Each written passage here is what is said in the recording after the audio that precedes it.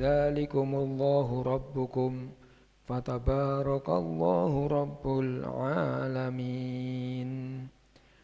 Allahu Allah, alladzi yang ja'ala telah menjadikan, Allah telah menjadikan lakum untuk kamu sekalian al-ardo bumi, qararan sebagai tempat menetap, tempat kita hidup di atas bumi. Wassamaa, dan Allah telah menjadikan langit binaan sebagai atap. Wasawwarakum, dan Allah telah membentuk kamu sekalian. Fa'ahsana, lalu Allah membaguskan, memperindah suwarakum, bentukmu, rupamu.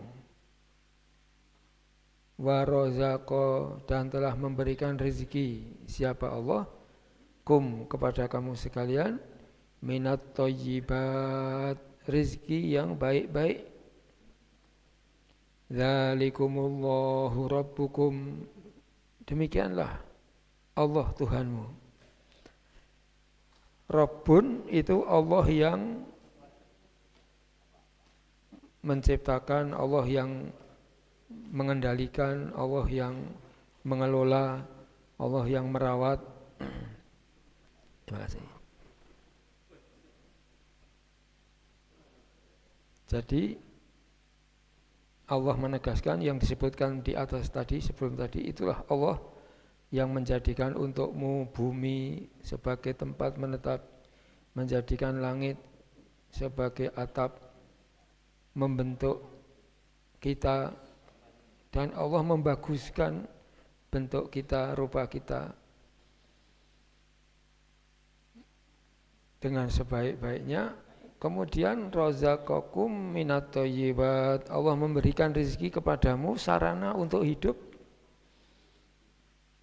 Nanti persoalannya rezeki itu apa? What is rezeki? Apakah rezeki? Imam kita Rizki Al-Fajri. Rizkinya tadi bukan sembarang rizki, tapi rizki minat thayyibat, yang baik-baik, yang baik-baik. Dzalikumullahu rabbukum, itulah Allah Tuhanmu yang menciptakan, yang memberikan sarana hidup dan mengendalikan seluruhnya. Fatabarakallahu rabbul alamin, maka maha suci Allah Rabbul alamin, yang tadi Rabbun tadi seluruh alam, Allah yang memelihara, Allah yang mengendalikan seluruh alam. Alam ini sangat banyak, ada alam manusia, ada alam binatang, ada alam tumbuh-tumbuhan, ada alam jin, ada alam malakut, ada alam jabarut, macam-macam banyak. Al-alamin, seluruh alam, semuanya dikendalikan oleh Allah SWT. Nah, ini satu ayat yang menegaskan betapa maha kuasanya Allah. Kemudian diteruskan lagi ayat berikutnya, huwal hayyu, dialah Allah yang hidup kekal. Al-hayyul qayyum, Allah yang hidup dan berdiri sendiri, tidak tergantung kepada yang lain. Allah hidup kekal, tidak berpermulaan, tidak tidak ada akhiran. Allah tidak awal, tidak akhir. Wal awwalu wal akhiru wal zahiru wal batin. Nanti dikaji tentang asma Allah. Di sini satu asma Allah, huwal hayyu, Allah yang maha hidup. La ilaha illahu, tidak ada Tuhan. Nah, ilahun ini Tuhan yang disembah.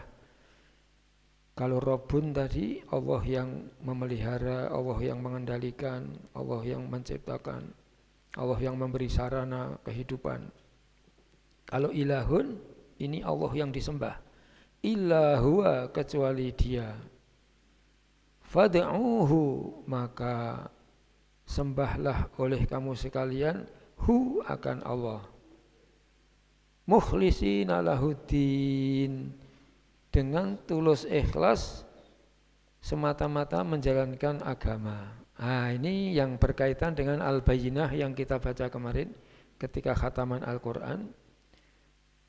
Surat Al-Bayyinah ayat 5. Wa ma umiru illa liya'budullaha mukhlisina lahuddin hunafa'a wa yuqimus sholata wa yu'tuz zakata wa dzalika dinul qayyimah. Kemarin Prof. Edi Mas Salim ya, Al-Bayyinah kemarin Pak. Saya mendengar, wah nyambung ini. Wa ma umiru tidaklah mereka manusia diperintahkan illa kecuali liya'budullah supaya mereka beribadah kepada Allah, menyembah Allah. Mukhlisina lahuddin dengan ikhlas semata-mata mentaati perintah Allah, menjalankan agama. Hunafa'a dengan lurus istiqomah. Wa yuqimus sholah dan mereka supaya senantiasa menegakkan sholat, mendirikan sholat. Wa yu'tuz zakah dan menunaikan zakat bagi yang sudah mendapatkan harta memenuhi haul dan nisab dan haul. Wa dzalika dinul qayyimah dan demikian itulah agama yang lurus, agama yang benar. Nah, di ayat 65 Ghafir juga mukhlisina lahuddin dengan tulus ikhlas semata-mata menjalankan agama. Alhamdulillahi rabbil alamin. Seperti Al-Fatihah diulang lagi oleh Allah di sini. Alhamdulillah segala puji itu lillahi milik Allah, bagi Allah rabbil alamin yang mengendalikan seluruh alam. Masya Allah. Nah, bapak-bapak, ibu-ibu, kajian kita pagi ini tentang tauhid, betapa maha keagungan Allah, Allah yang telah menjadikan bumi sebagai tempat kita menetap, Allah yang menjadikan langit sebagai atap. Ini nanti ada penafsirannya, ini apa ini langit sebagai atap. Namanya langit itu di atas bumi. Sebenarnya tidak ada atas bawah ya, karena bumi ini berputar. Yang di luar bumi itulah langit. Kemudian Allah membentuk kita semua, sawwarakum fa'ahsana, lalu Allah memperbagus, memperindah suwarakum bentuk kita. Bagaimana jadinya kalau lubang hidung itu ke atas? Kalau hujan masuk air. Nah, lubang hidung kita kan di bawah, sangat bagus. Nah, kalau hidung kita ke atas gimana Pak lubangnya? Hujan masuk semua. Nah, kemudian bagaimana pendengaran kita? Bagaimana proses orang bisa mendengar? Bagaimana proses orang bisa melihat? Wah, itu luar biasa sekali. Kemudian manusia itu penuh dengan saraf-saraf yang diperintah oleh otak. Itu kalau dibuka, waduh, seperti pesawat terbang kalau dibuka mesinnya, wah, kabel-kabelnya banyak sekali. Nah, ini manusia ini bisa bicara, bisa mendengar, bisa melihat, bisa bergerak-gerak. Ini saraf-saraf kita ini luar biasa sekali.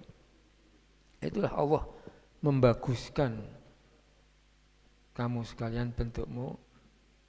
Kemudian razaqah, Allah memberikan rizki kepada kita sarana hidup. Apa itu rizki? Sesuatu dari Allah yang dapat kita manfaatkan. Wah, rizkinya saja minat thayyibat. Kalau makan itu halalan thayyiban, halal dan baik, bergizi sesuai dengan kebutuhan tubuh kita. Seluruh materi, zat-zat yang dibutuhkan oleh tubuh terpenuhi, maka hidup jadi sehat. Kalau orang kekurangan kalsium, bagaimana akibatnya? Orang kekurangan vitamin bermacam-macam ini bagaimana? Itu luar biasa, itu ilmunya luar biasa sekali. Mungkin bisa dijelaskan oleh para dokter ahli gizi. Kemudian ditegaskan oleh Allah, dzalikumullah, itulah Allah. Rabbukum, Tuhanmu yang menciptakan, mengendalikan seluruh kehidupan alam semesta. Fatabarakallah, maka maha suci Allah. Allah maha suci dari segala sifat lemah. Allah maha suci dari menyerupai makhluk. Rabbul alamin, pengendali seluruh alam semesta. Huwal hayyu, Allah yang maha hidup. La ilaha illahu, tidak ada sesembahan kecuali dia. Fad'uhu, maka sembahlah dia, ibadahlah kepadanya. Mukhlisina lahuddin, dengan ikhlas. Nah ini apa? Kemarin sudah sepintas kita bahas. Yang sangat merugi itu adalah musyrik. Wa wailul lil musyrikin kemarin. Betapa celaka orang-orang musyrik mensekutukan Allah. Dan yang paling ditakutkan oleh Rasul adalah syirik khafi, syirik yang tersembunyi. Itulah ujub, riya, sum'ah. Masya Allah, luar biasa sekali. Nah, saya kira sampai di sini sebagai pembuka. Mungkin Ustadz Ibar bisa menambahkan, atau siapa, Prof. Edi Masalim atau Prof. Edi Armanto, silakan dari dan untuk kita. Ya, Pak Edi mengebat. Dipencet, belum on.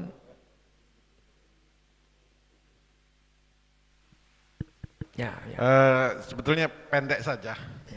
Yang mau saya ceritakan ini ada kasus, dan kasus ini sudah pernah saya lihat dengan mata kepala saya sendiri. Nah, kemudian kita ngambil 3 kasus itu, 3 hal penting ya sebagai pengingat kita.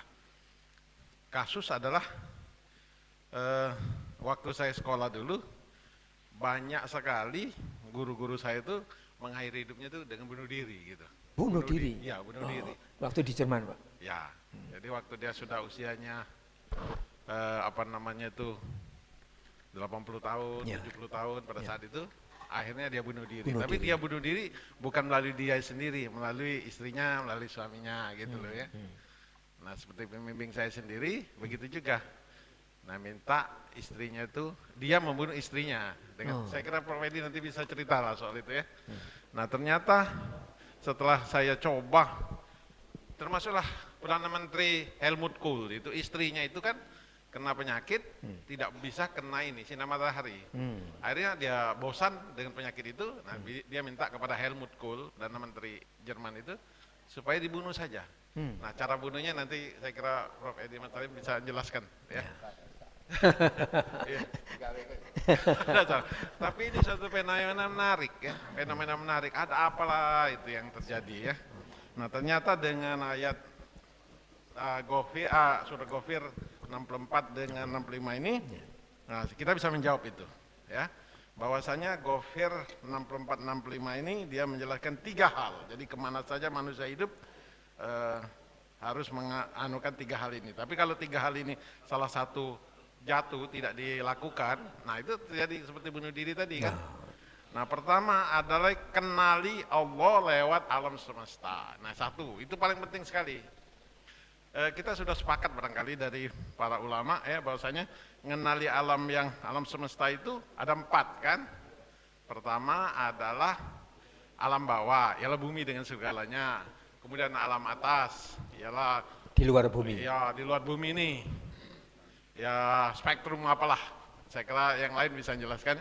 Kemudian diri sendiri, ya, penciptaan manusia dan kelakuan. Kemudian keteraturan itu, nah, manajemen itu. Jadi 4 itu yang penting kita pahami. Nah, agama itu di situ dia berperan. Kemudian yang kedua, syukurin nikmat. Ya, kita diminta syukurin nikmat, dan Allah memberi kepada kita, gunakanlah ini dengan sebaik-baiknya. Ya, nah kalau seperti kami misalnya ya, ini ada padi nih. Padi dari misalnya dari hutan, ada padi dari ini. Nah, kita gunakan dengan cara mengawinkannya atau crossingnya breeding apa segala macam, jadi menghasilkan padi-padi yang tahan wereng, tahan ini, tahan apa segala macam lah. Nah kita gunakan untuk manfaat dan akhirnya kita mensyukurinya untuk makan kita kan dan segala macam. Kemudian yang ketiga adalah ikhlaskanlah semua apa saja yang kita lakukan tanpa terkecuali. Nah, tanpa terkecuali hanya untuk Allah Subhanahu wa taala. 3 itu aja ya. Jadi pertama kenali Allah ya melalui alam semesta yang 4 tadi, alam bawah, alam atas, manusia itu sendiri. Nah, kemudian keteraturan semuanya. Yang kemudian syukuri, nikmati semua ciptaan Allah ini dengan baik dan benar. Kemudian yang ketiga, ikhlaskanlah semua apa saja yang kita lakukan tanpa terkecuali. Untuk Allah. Hanya untuk Allah Subhanahu wa taala. Itu saja saya kira yang bisa saya simpulkan. Terima kasih. Terima kasih Prof. Edi Harmanto, Masya Allah, luar biasa sekali. Jadi ini kebatannya ya, kebatannya, poin-poin kunci. Jadi pertama apa tadi Pak? Ya, pertama tadi ini apa namanya? Kenali Allah lewat alam semesta. Ya. Ini sudah Iqra ini sebenarnya ya, Iqra ini. Baca alam semesta. Yang kedua kenali ya Allah. Ya, ya. Dan gunakannya. Ya, syukuri nikmat. Ya.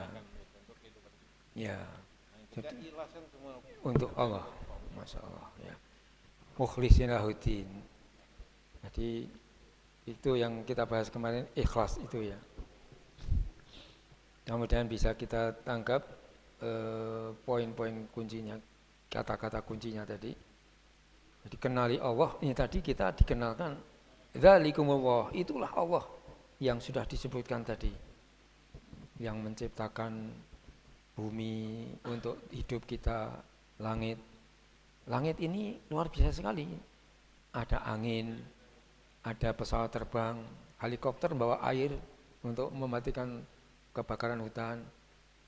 Nah, kemudian kapal-kapal dengan layarnya berjalan oleh angin. Kemudian dari angin bisa bikin kincir angin untuk pengairan dan sebagainya.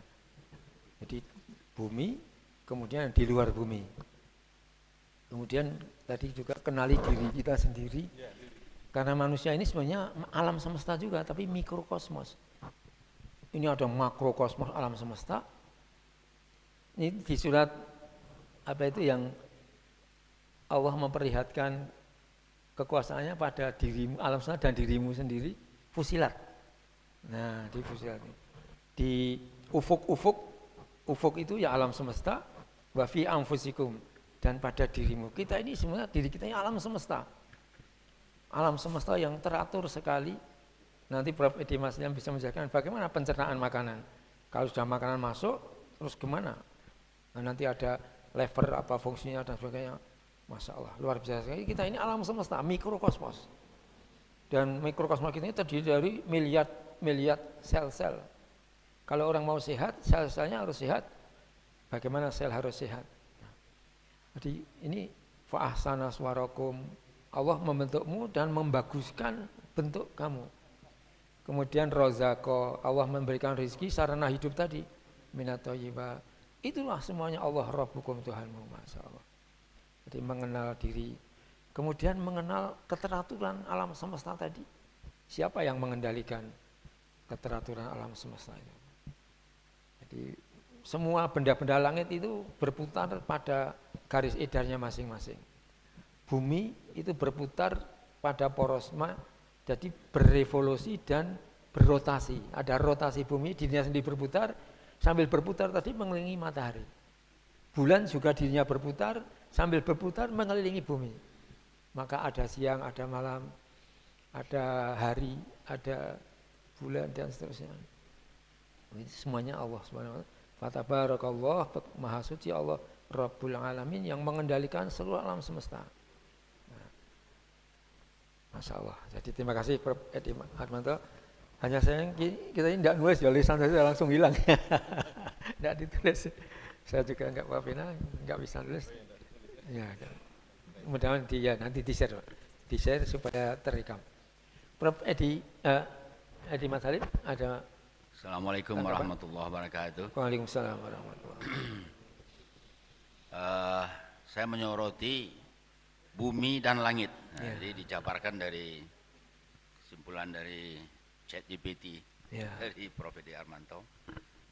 Di kemarin ini waktu pekan yang lampau kami mengadakan kongres internasional di Jakarta, Asia Pasifik, alergi dan klinikal imunologi. Situ temanya adalah bagaimana kita menjaga bumi dan langit. Ini cocok betul dengan ayat ini ya. Save the earth. Jadi gimana kita menyelamatkan bumi. Saat memang bumi kita ini sudah terjadi kerusakan, baik di darat, di laut, di udara, polusi, plastik. Plastik ya. Sampah-sampah yang sulit untuk dimusnahkan, yang dihancurkan oleh alam. Nah, itu. Jadi kalau dilihat foto-foto baik dari satelit segala macam itu, gimana kerusakan-kerusakan. Dan itu berpengaruh kepada makhluk, terutama kita sendiri. Itulah menimbulkan bermacam-macam penyakit akibat pengaruh daripada eksternal. Jadi bagaimana kembali ke, makanya ada dulu back to nature, kembali ke alam. Jadi bagaimana kita menjaga bumi kita ini. Nah, dari bumi ini banyak polusi-polusi juga, itu apa namanya, asap pabrik segala macam gitu itu. Lalu lintas, asap kendaraan bermotor di atas oleh udara, kemudian turun lagi melalui hujan.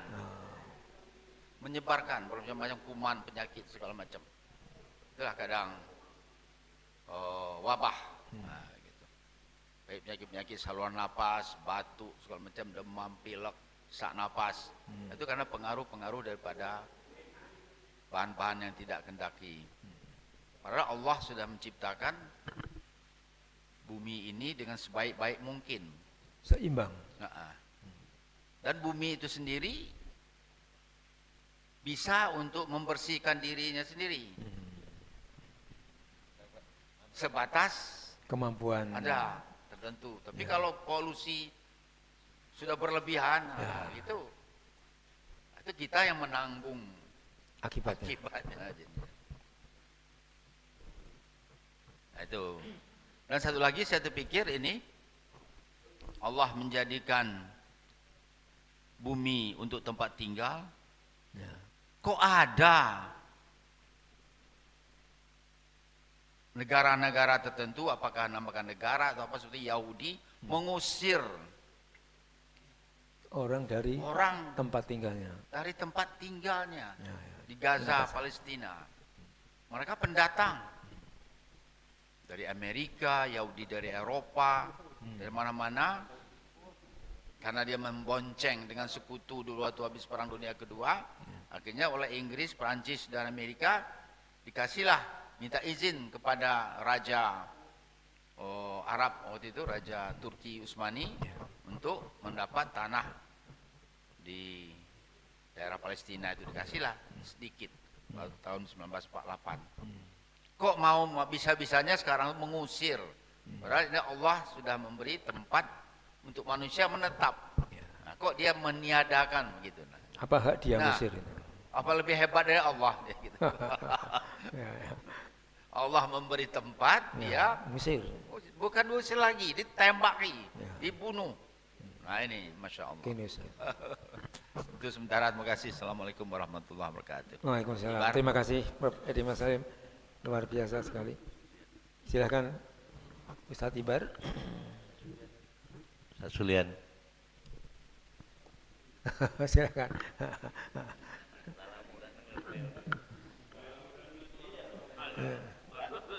Ustadz Sulian, mungkin pengalaman-pengalaman yang pernah dialami bisa di-share untuk kita. Assalamualaikum warahmatullahi wabarakatuh. Waalaikumsalam warahmatullahi. Mudah-mudahan Allah Subhanahu wa taala senantiasa memberikan rahmat dan ridhonya kepada kita semua. Amin ya rabbal alamin. Baik, Bapak Ibu, seperti yang pernah sama-sama didengarkan di sini, Kiai.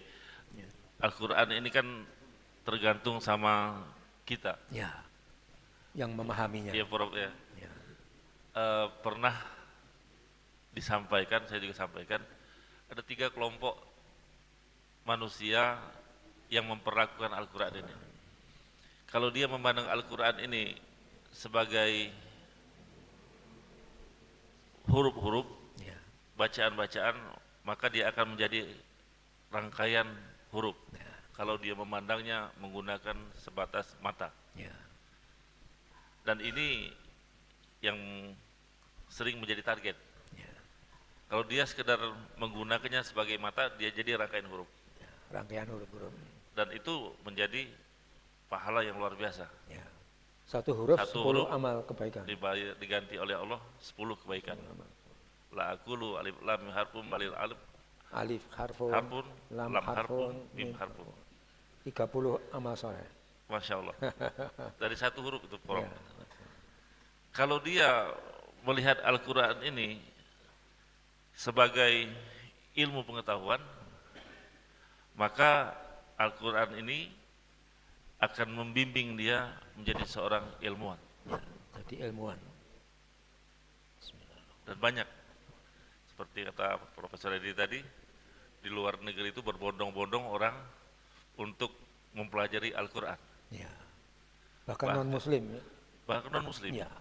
Dan saya pernah beberapa kali melihat, menyaksikan dan ngobrol dengan mereka-mereka yang nonis menjadikan Al-Quran ini sebagai buku besar rujukan mereka untuk mengkaji, menggali lagi tentang ilmu-ilmu yang ada di dunia dan semuanya. Masya Allah. Ya. Dan yang ketiga, Kiai, yang mereka memandang Al-Quran ini sebagai hidayah, petunjuk dan obat, Prof. Ya. Syifaun. Syifa. Ya. Dan luar biasa, ternyata mereka yang menjadikan Al-Quran sebagai hidayah ada ketenangan hati yang tidak pernah didapatkan dari Yang medis, lain. bahkan dari tempat-tempat yang lain. Ya. Dan itu menjadi hidayah yang luar biasa. Dan yang luar biasa adalah mereka yang mampu mengcombine, menggabungkan dari 3 ini. Dia menjadi huruf, dia menjadi Ilmu. ilmu, dia menjadi hidayah. Hidayah. Masya Allah. Jadi mudah-mudahan kita yang hadir di sini akan menjadikan ketiga-tiga ini. Amin, amin ya. Insya Allah. Jadi benar kata guru kami dulu ngomong seperti ini. Pada waktunya nanti engkau katanya akan ketemu. Karena kenapa kita dulu yang namanya murid-murid baru, Kiai, Profesor, Bapak Ibu, kepengen Kiai itu kan menjelaskan segala sesuatu secara detail. Tapi kata Kiai dulu ngomong seperti itu, latar kabun tobak ku antobak. Segala sesuatu ada tingkatan-tingkatannya. Nanti satu-satu step by step engkau akan ketemu. Jadi kalau memang dipelajari satu persatu akan semakin melunakkan hati kita ini. Tidak ada lagi rasa ananiyah. Nah ini yang bahaya. Ananiyah itu sifat aku, keakuan. Yang ada adalah sifat ikhlas, bahwasanya kita adalah makhluk yang la haula wala quwata illa billahil aliyil azim. Semua itu adalah milik dari Allah Subhanahu wa taala, petunjuk melalui Al-Qur'annya nih. Masya Allah. Demikian Bapak Ibu. Allah alam sawab. Assalamualaikum warahmatullahi wabarakatuh. Waalaikumsalam. Terima kasih Ustaz Sulian Jaya.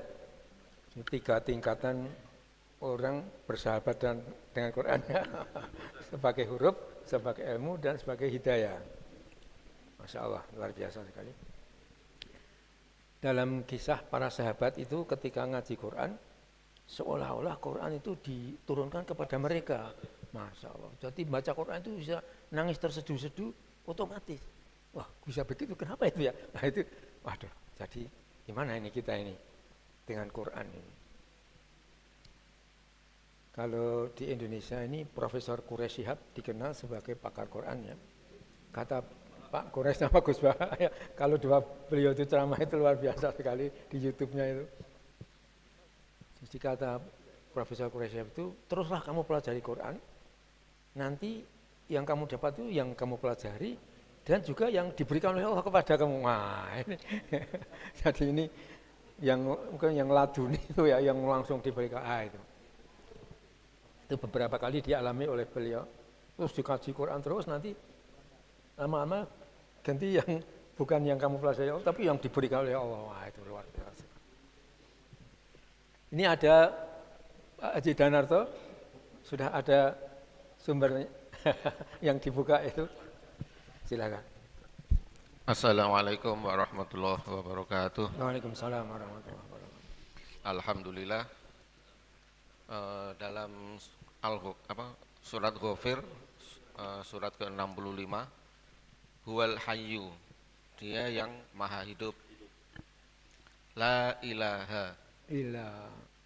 Ilaha itu artinya abada. Kalau dalam kamus Al-Munawir artinya itu abada, menyembah.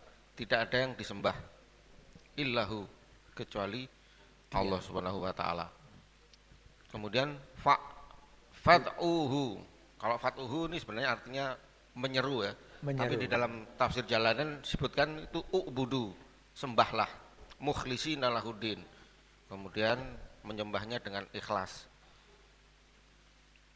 Nah, saya tertarik tadi pembukaan dari Pak Profesor Armanto tadi ya. Ada orang yang bunuh diri ya. Bunuh diri.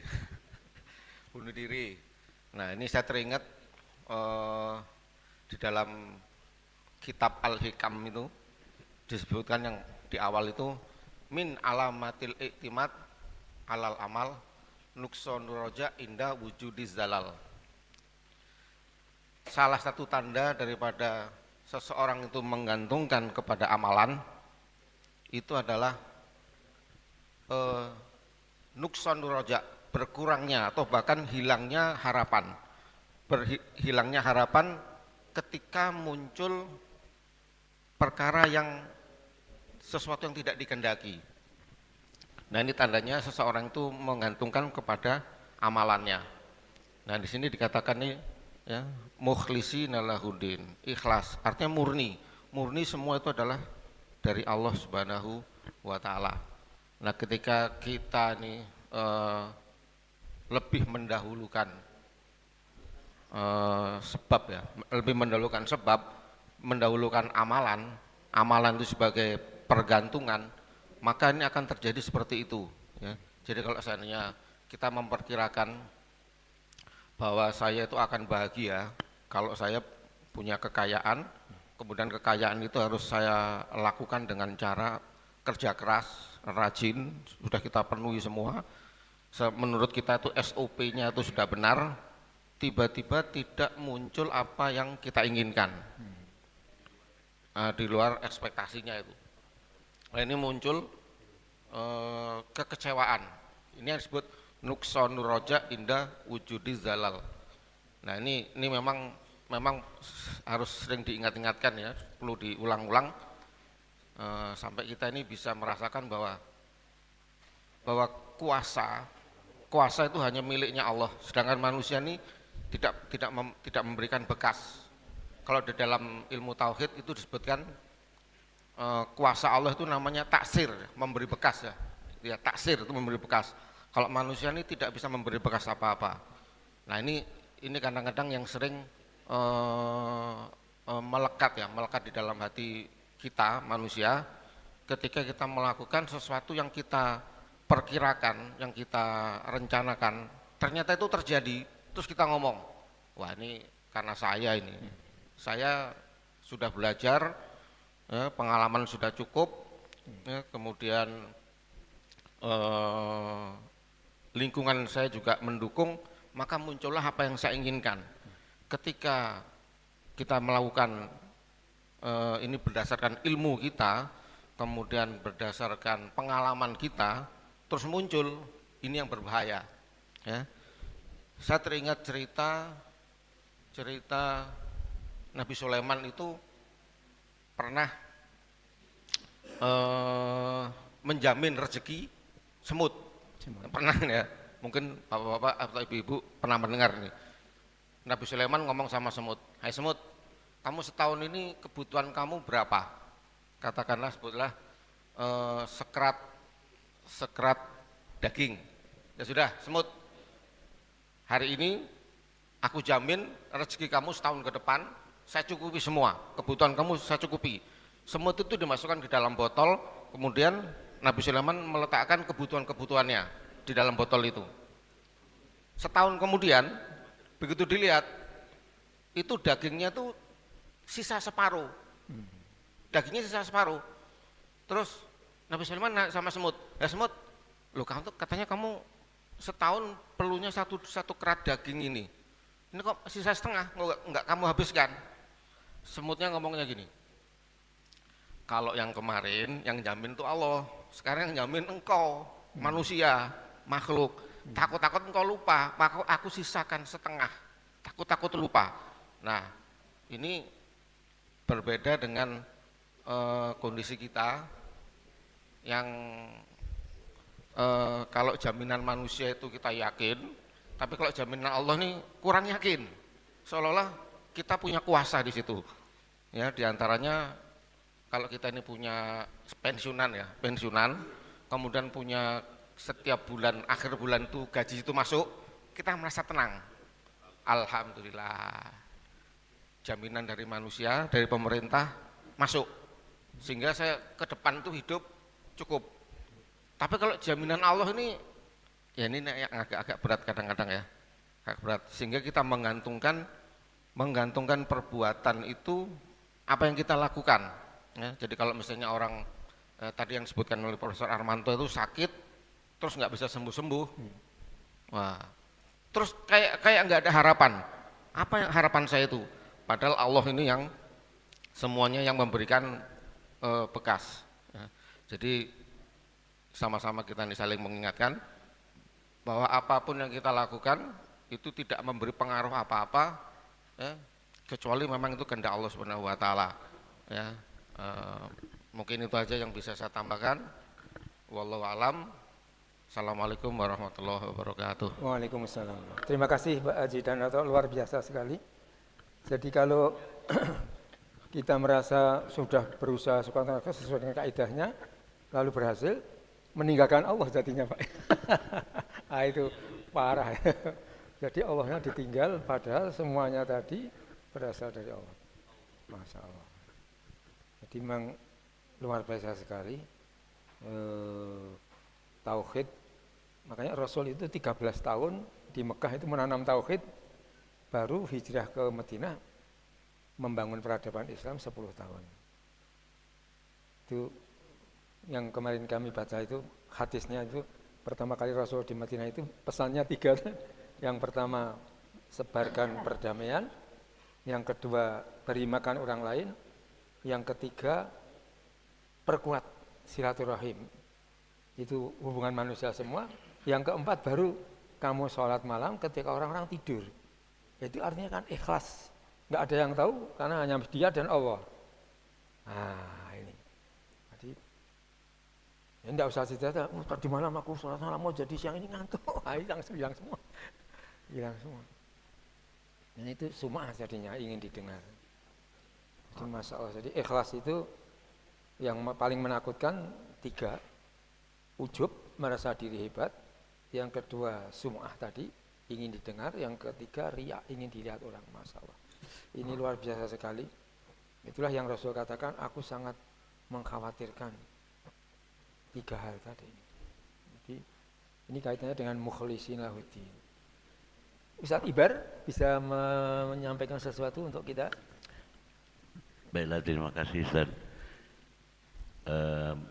Kalau kita memperhatikan Al-Quran ini cukuplah bagi kita untuk bisa lebih dalam lagi mengenal Allah Subhanahu wa Ta'ala, karena Al-Quran ini sendiri hudal linnas wa bayyinatin minal huda wal furqan, sehingga ini menjadi sarana bagi kita agar dapat lebih mendekatkan diri kita kepada Allah Subhanahu wa Ta'ala. Akan tetapi dari sekian banyak ayat-ayat yang Allah ingin menyatakan dirinya tentang kemahabesarannya, tidak sedikit di antara manusia itu sudah berusaha sekuat tenaga, sekuat pikiran mereka, akan tetapi karena keyakinan yang ada di dalam diri mereka itu tidak sepenuhnya, karena sebagian dari mereka berharap bukan murni dari ketaatan mereka, sebagaimana Al-Quran surah Al-Bayyinah, wa ma umiru illa liya'budullaha mukhlishina lahuddina hunafa, dan tidaklah kami perintahkan mereka itu kecuali untuk menyembah Allah serta memurnikan ketaatannya di dalam menjalankan agama ini dengan lurus. Lalu ada ayat di dalam surah Al-Ghafir ini, ayat 60, dari sekian banyak ayat yang telah Allah nyatakan kepada kita tentang kemahabesaran Allah, Allah pula yang memberikan pernyataan, wa qala rabbukum ud'uni astajib lakum. Allah sendiri yang berkata bahwasanya mintalah kalian kepadaku, astajib lakum, niscaya akan aku kabulkan. Sehubungan dengan ini, apa yang menjadi latar belakang kenapa ada orang-orang yang merasa kecewa terhadap apa yang telah mereka lakukan, sehingga bisa berakhir seperti kata Prof. Edi Armanto tadi, berbunuh diri. Karena bunuh diri itu tentu ada sebab. Di antaranya sebab-sebabnya kami ingin menceritakan terlebih dahulu cerita tentang salah seorang imam besar yang bernama Hasan Al-Basri ketika berjalan di kota Irak di Basrah. Lalu beliau bertemu dengan seorang pemuda, dan pemuda ini bertanya kepada sang imam, wahai imam, aku ingin bertanya kepadamu. Katanya di dalam Al-Quran Allah sendiri yang menyatakan, uda'uni astajib lakum, mintalah kalian kepadaku maka niscaya aku kabulkan. Akan tetapi wahai imam, yang aku rasakan dari dulu hingga saat ini, aku selalu meminta kepada Allah, namun apa yang aku minta itu tidak pernah dikabulkan oleh Allah. Lalu apa yang menjadi sebab? Lalu Imam Hasan Al-Basri memberikan 4 sebab kenapa doa-doa kita tidak diijabah oleh Allah Subhanahu wa taala. Yang pertama, araftumullaha walam tu'tuhu haq. Engkau mengenal Allah, engkau meyakini bahwasanya Allah lah yang menciptakan bumi ini, tapi hak Allah untuk disembah dan kewajibanmu untuk menyembah Allah sendiri tidak engkau laksanakan. Bagaimana mungkin bisa, kata Imam Hasan Al-Basri, doa orang-orang yang tidak meyakini sepenuhnya dengan hatinya, doanya naik ke atas aras hingga nyampe kepada Allah Subhanahu wa taala. Artinya mereka hatinya telah mati walaupun mereka beribadah. Kemudian penyebab kedua adalah doa-doa kita tidak diijabah oleh Allah Subhanahu wa taala. Akaltum ni'mata rabbikum walam tashkurulah. Engkau makan nikmat yang telah Allah beri hampir setiap hari, hampir setiap saat, tapi tidak engkau syukuri. Yang ketiga, kenapa doa-doamu tidak diijabah oleh Allah Subhanahu wa taala? Qara'tumul Qur'ana walam ta'malu bi. Engkau baca Al-Quran, engkau meyakini isi yang terkandung di dalam Al-Quran, tapi amalan yang terkandung di dalamnya engkau tidak amalkan. Dan yang keempat, kata Imam Hasan Basri, qultum annal mauta haq walam tasta'iddulah. Engkau meyakini bahwasanya kematian itu sudah pasti datang, tapi engkau sendiri tidak mempersiapkan diri di dalam menghadapi kematian. Maka itulah menjadi sebab kenapa doa-doamu tidak diijabah oleh Allah Subhanahu wa taala. Padahal begitu banyak tanda-tanda kebesaran Allah yang Allah sendiri memberikan pernyataan di dalam Al-Quran surah Toha, innani anallahu la ilaha illa ana fa'budni aqimis sholata li dzikri. Sesungguhnya aku adalah Allah. Innani anallahu la ilaha illa ana. Tidak ada Tuhan kecuali aku. Fa'budni, maka sembahlah aku dengan cara aqimis sholat, dengan mendirikan sholat. Nah, inilah kenapa Allah Subhanahu wa taala begitu sering di dalam Al-Quran sebagai petunjuk bagi kita, sehingga dengan ini juga menjadi jalan bagi kita, dan kita harus meyakini bahwasanya Al-Quran itu tetap up to date.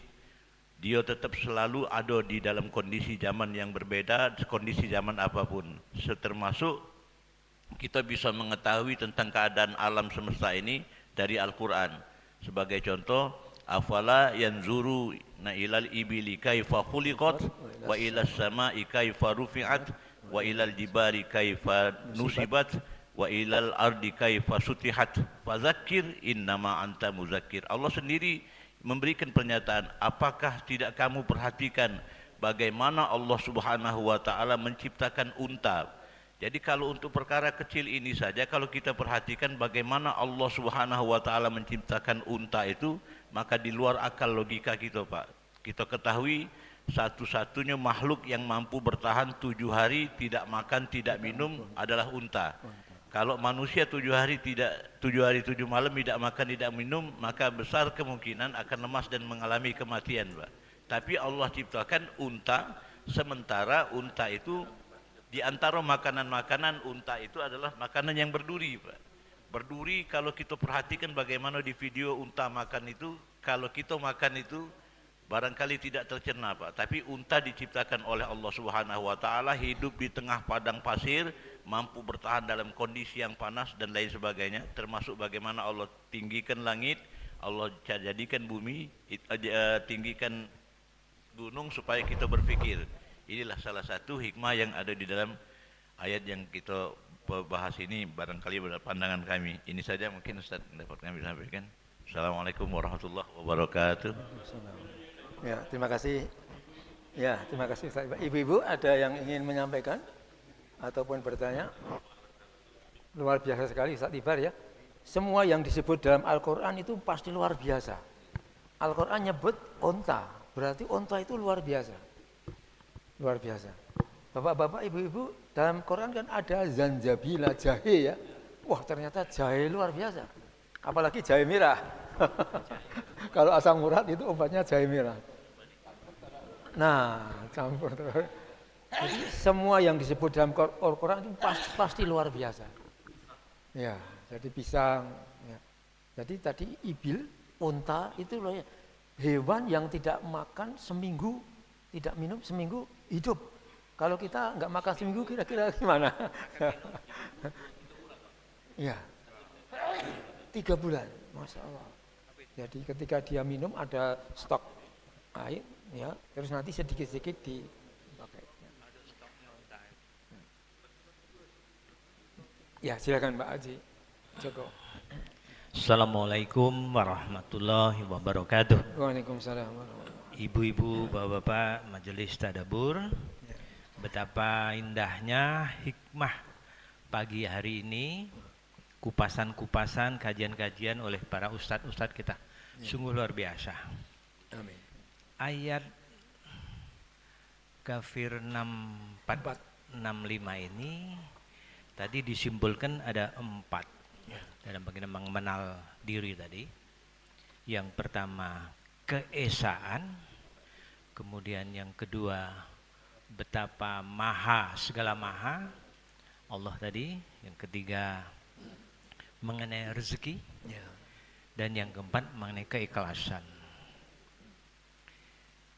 Ada kecenderungan ayat 6465 ini berulang-ulang, dikaji juga oleh ayat-ayat sebelumnya atau sesudahnya. Keterkaitannya itu, kecenderungan itu. Ini sebetulnya menurut hemat kami adalah penegasan betapa bagaimana mengenal Allah itu dengan segala kemahaannya. Saya jadi teringat kalau dikaitkan dengan peristiwa Sodom. Di ayat Al-Kabut, di ayat Al-Hijr ada 4 ayat itu kalau tidak salah itu. Umatnya Nabi Lut. Betapa itu disebutkan dalam Al-Quran. Betapa kejadian-kejadian yang di luar Al-Quran, tapi itu menunjukkan bagaimana kemaha esaannya dan kemaha semuanya. Itu Allah mengingatkan kepada hudal linnas, petunjuk ya kepada manusia. Kejadian-kejadian yang masih orang atau masyarakat atau insan, makhluk itu masih tidak mempercayainya atau abai, lalai. Jadi saya teringat kejadian-kejadian di Indonesia saja kita contohkan. Adanya rumah berjalan, adanya satu kampung tiba-tiba lenyap. 2009 di Sumatera Barat ada kampung yang terjepit itu hilang.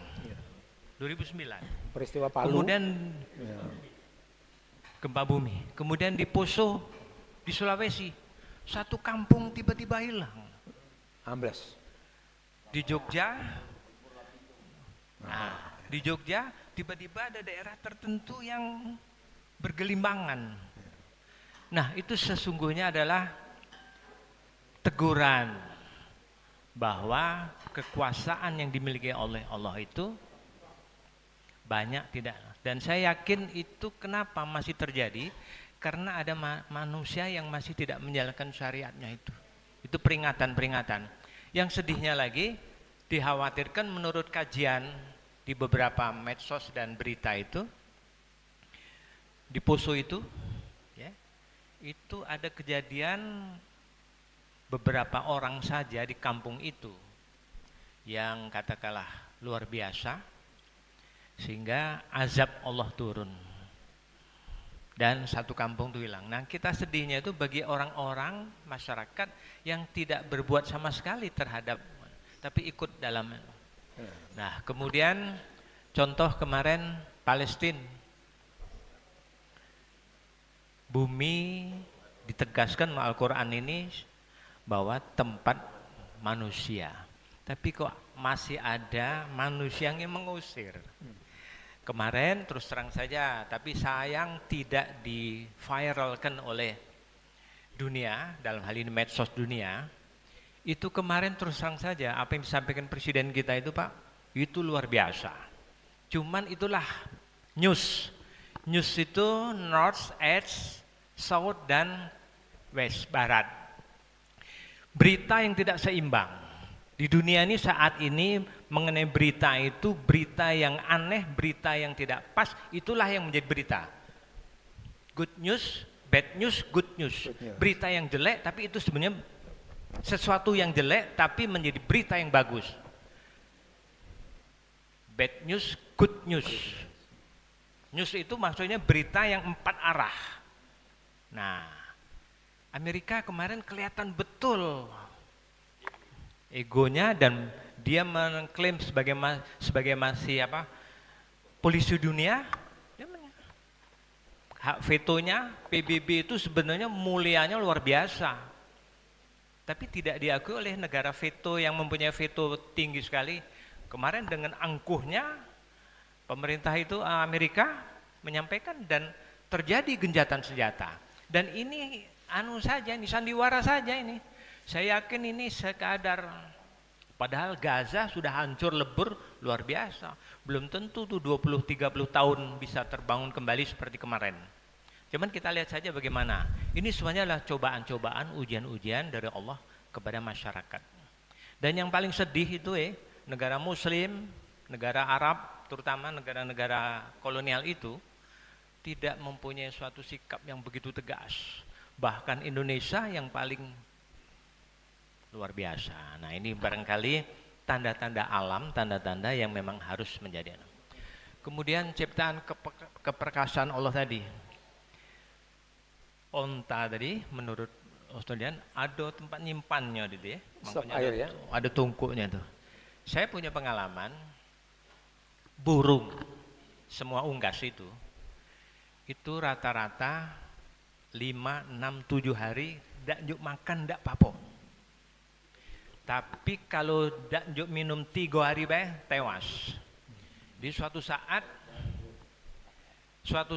saya pergi keluar kota, perkutut itu saya kasihkan air hujan, sama kasihkan saya botol. Kelewat lama, kelamaan pergi, lebih dari sepekan, tapi karena ada air masih hidup. Lebih dari 10 hari, ya, karena ada air yang netes tadi, dia masih hidup. Tapi jangan coba-coba kalau tidak diinjak minum 3 hari baik. Nah, inilah salah satu keperkasaan. Ini kan tanda-tanda alam.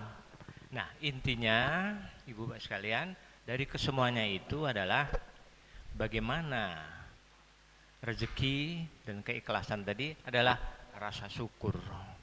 Nah, rasa syukur ini harus kita bangun.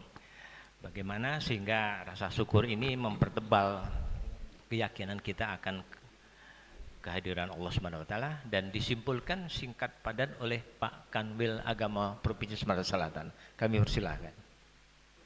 Ya, terima kasih Pak Joko. Baik. Silakan. Kesimpulannya kita kembali ke Al-Jumu'ah ayat 10. Jumu'ah 10. Fa'iza qadaytumus shalah fantashiru fil ardi wabtaghu min fadlillah wazkurullaha la'allakum tashkurun. Utamakan hak Allah, Salat. Kemudian pantasyiru, cari rezeki, kelebihan Allah, rezeki Allah yang halal. Kemudian fazkurullah, tetap berzikir kepada Allah. Kita ini dari subuh ini ngingat nak solat zuhur. Selalu ke zuhur nanti kita ngingat nunggu asar, nunggu maghrib, nunggu isya, nunggu subuh. Bukan main. Nah, di antara solat-solat itulah wabtaghu min fadlillah, cari rezeki Allah. Bumi sebagai hamparan, langit sebagai atap. Di antara bumi ini Allah menyiapkan segala sesuatunya, menurunkan hujan. Dengan hujan itu akan tumbuh tumbuhan yang subur, rezeki, buah-buahan yang banyak. Jadi kembali kepada hak Allah tunaikan, utamakan hak Allah, jangan lupakan duniamu, kejar akhiratmu. Saya kira itu Pak kesimpulannya. Wassalamualaikum warahmatullahi wabarakatuh. Waalaikumsalam. Terima kasih. Masya Allah. Mudah-mudahan kita bisa membawa pulang butir-butir yang menjadi pelajaran untuk bekal kehidupan kita. Kita akhiri dulu. Allahumma arhamna bil Qur'an waj'alhu lana imaman wa nuran wa hudan wa rahmah. Allahumma dzakkirna minhu ma nasina wa 'allimna minhu ma jahilna warzuqna tilawatahu ana al-laili wa atrafan nahar waj'alhu lana hujjatan ya rabbal alamin. Terima kasih. Subhanakallahumma wa bihamdika asyhadu alla ilaha illa anta astaghfiruka wa atubu ilaik. Assalamualaikum warahmatullahi wabarakatuh.